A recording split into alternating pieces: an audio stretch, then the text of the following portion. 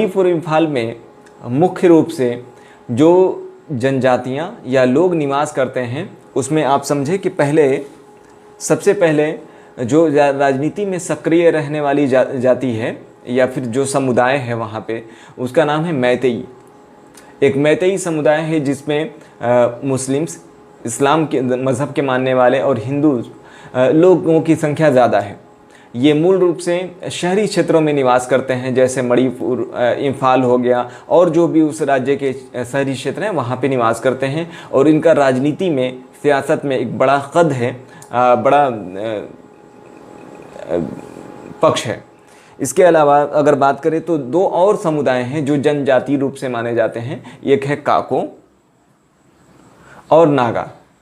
ये जनजातियां जो है मुख्य रूप से जो पहाड़ी क्षेत्र है मणिपुर के, उन पहाड़ियों में निवास करते हैं। और ऐसा माना जाता है कि जो मणिपुर का पहाड़ी क्षेत्र है, चूँकि मैक्सिमम आबादी जो है, मैक्सिमम जो हिस्सा है, 90% के आसपास का जो भूभाग है, ज़मीन है, वो पहाड़ों से घिरा हुआ है। तो 90% के आसपास जो है काको और नागा निवास करते हैं। 10% पे सिर्फ ही निवास करने वाले मैतेई समुदाय हैं। इन मैतेई समुदाय की एक लंबी आज़ादी के बाद से एक लंबे समय से मांग रही है कि जिस तरीके से नागा और काको को रिजर्वेशन प्राप्त है या उनको आरक्षण प्राप्त है, उसी तरीके से मैतेई समुदाय को भी आरक्षण मिलना चाहिए।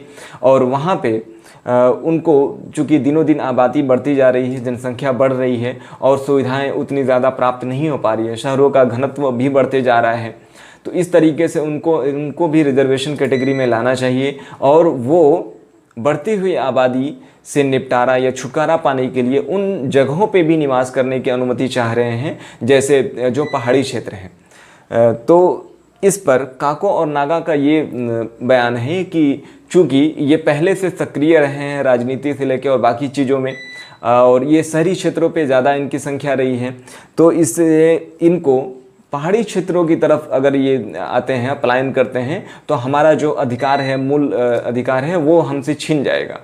इस प्रकार उनका विरोध रहा है। और ये जब वर्तमान में ये मामला इसलिए उठा है कि मणिपुर की हाई कोर्ट ने एक डिसीजन दिया, एक राय विचार दी है वहाँ की मौजूदा सरकार को कि आप ये विचार करें और अपना जवाब दें कि जो लंबे समय से मांग कर रहे हैं, 10 या उससे ज़्यादा वर्षों से मांग कर रहे हैं लगातार मैतेई समुदाय है, क्या इनको भी ट्राइबल की तरह, काको और नागा की तरह आरक्षण का लाभ दिया जा सकता है, ये सुविधाएं प्रदान की जा सकती है।